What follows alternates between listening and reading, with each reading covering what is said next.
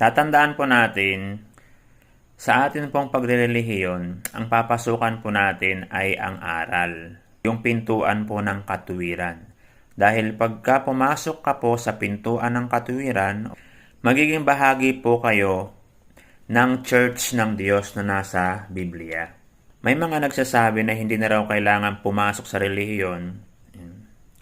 Sinasabi po ng iba na hindi na kailangan pumasok sa church dahil hindi naman daw nakapagliligtas.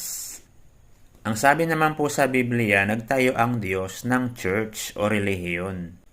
Pagka po pumasok po kayo doon sa pintuan ng katuwiran, doon sa aral o doon sa church na itinayo ng ating Panginoon, magiging parte ka po ng church. Sahin po natin yung sinasabi ng Panginoon sa Biblia kung utos po ba niya na pumasok po tayo sa church.